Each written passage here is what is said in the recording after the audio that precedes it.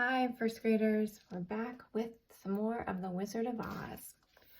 We are up to chapter 16, The Magic Art of the Great Humbug. Next morning, the Scarecrow said to his friends, "Congratulate me. I am going to Oz to get my brains at last. When I return, I shall be as other men are." "I have always liked you as you were," said Dorothy simply. "It is kind of you to like a scarecrow," he replied, "but surely you will think more of me when you hear the splendid thoughts my new brain is going to turn out." Then he said goodbye to them all in a cheerful voice and went to the throne room, where he rapped upon the door. "Come in," said Oz. The Scarecrow went in and found the little man sitting down by the window, engaged in deep thought. "I have come for my brains," remarked the Scarecrow a little uneasily. "Oh, yes, sit down in that chair, please," replied Oz. "You must excuse me for taking your head off, but I shall have to do it in order to put your brains in their proper place." "That's all right," said the Scarecrow. "You are quite welcome to take my head off, as long as it will be a better one when you put it on again." So the Wizard unfastened his head and emptied out the straw. Then he entered the back room and took up a measure of bran, which he mixed with a great many pins and needles.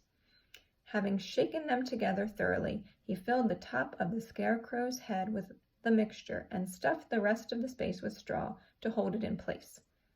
When he had fastened the Scarecrow's head on his body again, he said to him, "Hereafter you will be a great man, for I have given you a lot of brand new brains."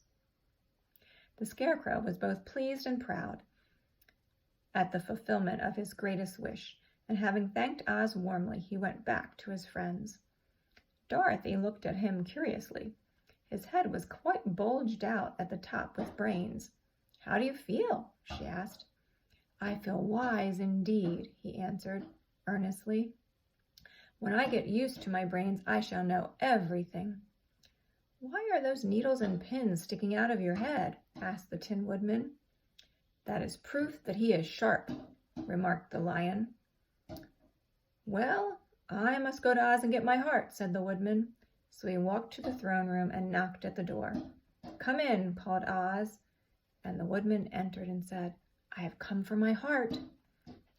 "Very well," answered the little man, "but I shall have to cut a hole in your breast, so I can put your heart in the right place. I hope it won't hurt you." "Oh, no," answered the Woodman, "I shall not feel it at all." So Oz brought a pair of tinner's shears and cut a small square hole in the left side of the Tin Woodman's breast.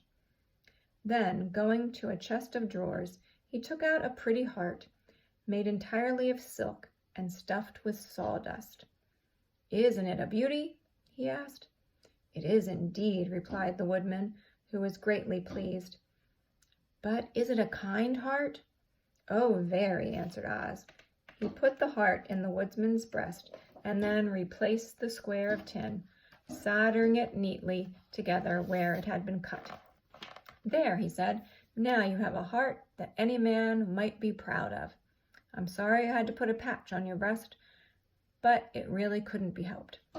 "Never mind the patch," exclaimed the happy Woodman. "I am very grateful to you and shall never forget your kindness." "Don't speak of it," replied Oz. Then the Tin Woodman went back to his friends, who wished him every joy on account of his good fortune. The Lion now walked into the throne room and knocked at the door. "Come in," said Oz. "I have come for my courage," announced the Lion, entering the room. "Very well," answered the little man. "I will get it for you." He went to the cupboard and, reaching up to a high shelf, took down a square green bottle, the contents of which he poured into a green gold dish, beautifully carved. Placing this before the Cowardly Lion, who sniffed at it as if he did not like it, the Wizard said, "Drink." "What is it?" asked the Lion. "Well," answered Oz, "if it were inside of you, it would be courage. You know, of course, that courage is always inside one, so that this really cannot be called courage until you have swallowed it. Therefore, I advise you to drink it as soon as possible." The Lion hesitated no longer, but drank till the dish was empty. "How do you feel?" asked Oz. Full of courage, replied the lion, who went joyfully back to his friends to tell them of his good fortune. Oz, left himself, smiled to think of his success in giving the Scarecrow and the Tin Woodman and the Lion exactly what they thought they wanted. How can I help being a humbug, he said, when all these people make me do things that everybody knows can't be done? It was easy to make the Scarecrow and the Lion and the Woodman happy because they imagined I could do anything. But it will take more than imagination to carry Dorothy back to Kansas, and I'm sure I don't know how it can be done. And here's an illustration. A wizard. I want you to think, what does it mean to have courage or a heart or brains? Until next time.